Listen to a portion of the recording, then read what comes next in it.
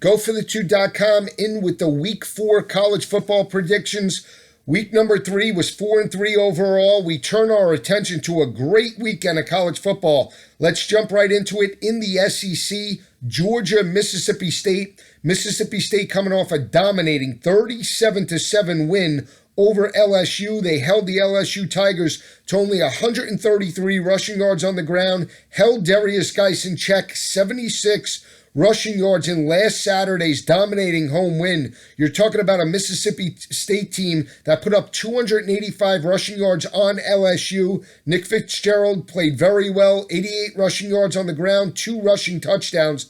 They now go on the road to Athens. These teams last played in 2011, where Georgia picked up the 24-10 win over the Bulldogs. You're talking about a team in Georgia that has played very well. They're my team and my pick to win the SEC East. I think when you break this matchup down, it comes down to the front seven, the speed of Georgia's ability to run sideline to sideline to contain Nick Fitzgerald in this Mississippi State offense. You look at Georgia, they're holding opposing offenses to 71 rushing yards per game and, more importantly, 30% on third down conversions. You're talking about a Georgia Bulldog team that held Brandon Wimbush, Notre Dame's quarterback, in check and held them to 3 of 17 on third down conversions. Nick Fitzgerald is the same type of quarterback.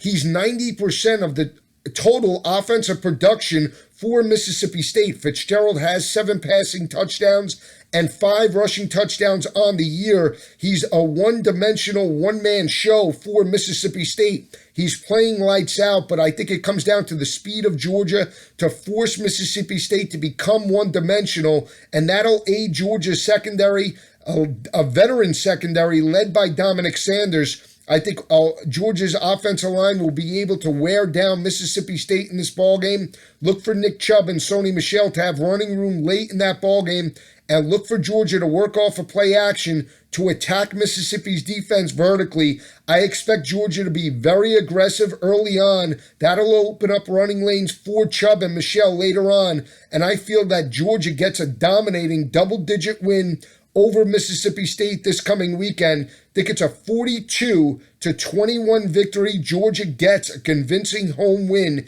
in Athens this coming Saturday. Another intriguing battle, Penn State and Iowa. Penn State won this matchup last year in Happy Valley, 41-14. They now go to Iowa City, which is not an easy place to play. Penn State coming off a dominating shutout win over Georgia State. This is a balanced offense led by quarterback Trace McSorley. McSorley's completed around 67% of his passes, 9 touchdowns, 2 interceptions. Penn State's averaging 282 passing yards per game, and they're rushing for 187 yards on the ground. More importantly, their offensive line is playing very well. Through 3 games, offensive line has only allowed 2 total sacks heading into this ballgame. They now go on the road. You're talking about an Iowa team that's going to be without backup running back James Butler. He's doubtful in this ballgame, and leading rusher Akrum Wadley is going to play in this matchup, but he's not 100%. I think that'll put a lot of pressure on Nathan Stanley to stretch Penn State's defense vertically. I'm not sold in the consistency of Iowa's offense overall. And when you look at Iowa's defense, they're allowing 238 passing yards per game and have only recorded 5 total sacks through 3 games. To me, that's the difference. As long as Trace McSorley has time to look through his region and progressions, I expect him to attack Iowa's defense vertically, and I expect Penn State to win this ballgame convincingly. Penn State's my pick to win the Big Ten. I'm not backing down now. Look for Penn State to dominate this matchup 42-17 this coming weekend in Iowa City. I know it's a difficult place to play, but I feel that Penn State is the most complete team in the Big Ten entering this ballgame. Another intriguing battle is Florida-Kentucky. Florida has owned this series 30 straight wins over Kentucky. Last win for Kentucky came November 15th, 1986 by a score of 10-3. Since 2012, Florida's 5-0 over Kentucky and have won those games by 20.8 points per game. You look at last week, unbelievable finish in Gainesville, 26-20 Felipe Franks got the 65-yard touchdown pass to end the game. A blown coverage by Tennessee and Butch Jones's defense.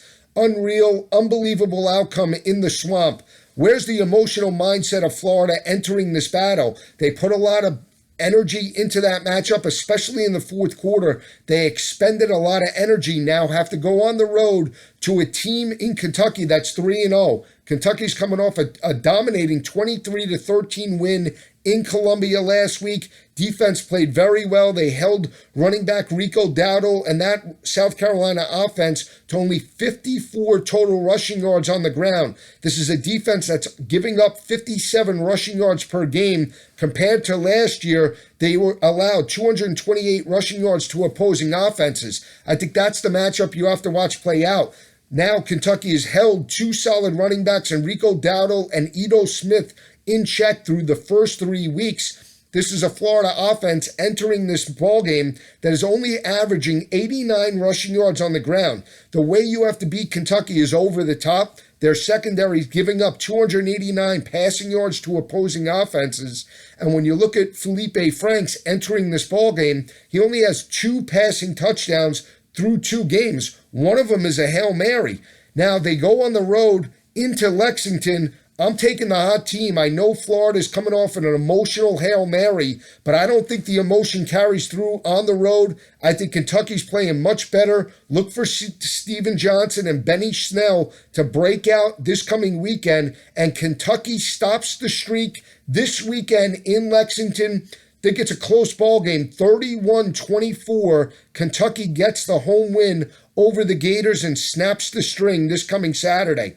Another intriguing battle is Alabama on the road in Nashville to face Vanderbilt. You're talking about an Alabama team that since I think it's 1963, you have to go back, they're 43-3 against the Commodores. They've won 12 straight games. The last loss to Vanderbilt came in 1993, but both teams are 3-0. And Alabama coming off a lackluster 41-23 win over Colorado State at home.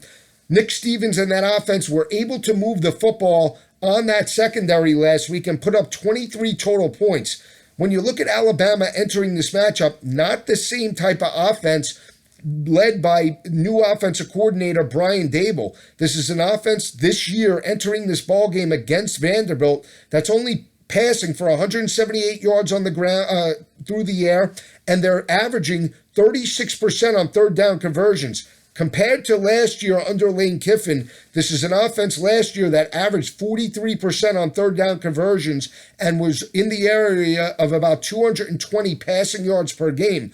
It's a different offense under Brian Daboll. You look at wide receiver Calvin Ridley, he leads the team with 15 total receptions. The other 2 wide receivers behind him are Cam Sims and Robert Foster, both with 3 and 4 receptions respectively. I look at Vanderbilt's defense entering this matchup, look for them to double team Calvin Ridley and force Jalen Hurts to beat them over the top. You're talking about a Vanderbilt defense that held Kansas State in check. I like Vanderbilt last week entering this ballgame. This is a Vanderbilt defense that's holding opposing offenses to 14% on third down conversions. You look at their quarterback, Kyle Shermer, he's completing 71% of his passes, 8 touchdowns, no interceptions. This was a Vanderbilt offense in 2016 that had a total of 9 passing touchdowns in the season. They're a more balanced offense with Kyle Shermer at the helm. They're making solid decisions, and their secondary's playing very well entering this ballgame, holding opposing offenses to 105 passing yards per game. I think when you look at this matchup, speed is going to be a difference. Alabama should be able to stretch Vanderbilt's defense vertically, but I expect Vanderbilt to keep this game very close.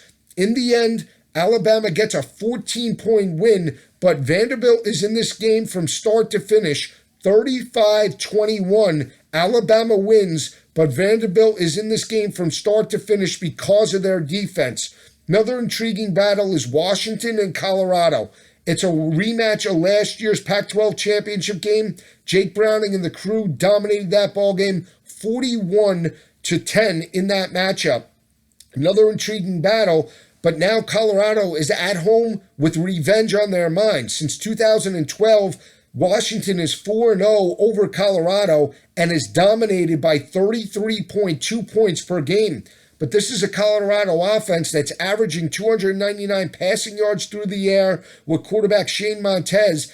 They have a big play running back in Phillip Lindsay. They're only averaging 138 rushing yards on the ground. But more importantly, it's the wide receivers. Devin Ross, Shea Fields, and Bryce Bobo have combined for 54 total receptions, 689 receiving yards, and 5 touchdowns. To me, that's the difference. They're able to stretch Washington's defense vertically, and you look at Colorado's secondary. They're playing very well, minus 3 starters from last year, and holding opposing offenses to 25% on third down conversions. This is not the same Washington offense that you saw last year in terms of running the football consistently with Coleman and Gaskins. They're only averaging 138 rushing yards on the ground.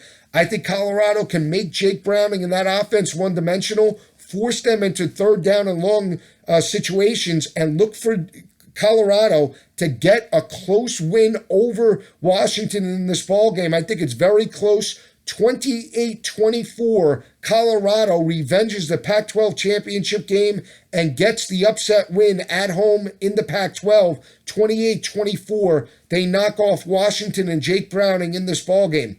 Another intriguing battle is Auburn and Missouri. I was on Missouri last week. They laid an egg. They got dominated by Purdue in that matchup, 35-3.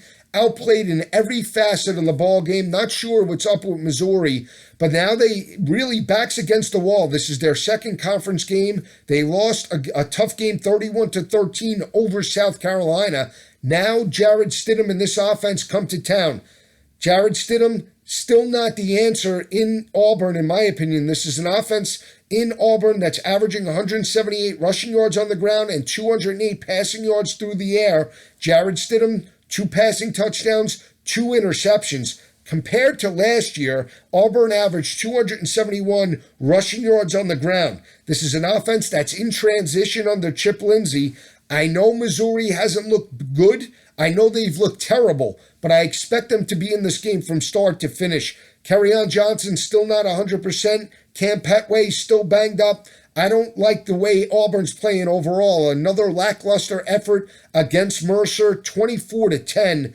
I expect Josh Heupel to come out aggressive in this ball game and attack Auburn. Auburn wins, but this game is very, very close, 38-28. Auburn ekes out a 10-point win over Missouri this coming weekend. Another intriguing battle is Miami and Toledo. Miami's only played 1 game. Toledo's played 3 so far entering this matchup. You're talking about a Toledo team that is 3-0 overall and has a very balanced offense. They're averaging over 300 passing yards per game with quarterback Logan Woodside, and they're averaging well over 200 rushing yards per game with running back Terry Swanson. There's been a long layoff for Miami, and more importantly, they have a lot of moving parts. They have a new quarterback in Malik Rozier, hasn't had a lot of game experience. He's at home. They've had to deal with the hurricane, and they're going up against a high-octane offense in Toledo. I think Toledo is in this ballgame from start to finish. We've seen MAC teams play very well against the Power 5 teams. We've seen a team in Northern Illinois knock off Nebraska. Toledo is one of the top offenses in the MAC, and they have the big 3. They have quarterback Logan Woodside, wide receiver Cody Thompson, and running back Terry Swanson. Defensively, they're playing very well and have a solid offensive line. I think they get the upset over Miami. I'm not sold on the Hurricanes and Mark Richt. I think this is a tough spot for Miami overall. I think the speed of Toledo on the road, they play loose. They get the upset win, 35-28 over Miami this coming week.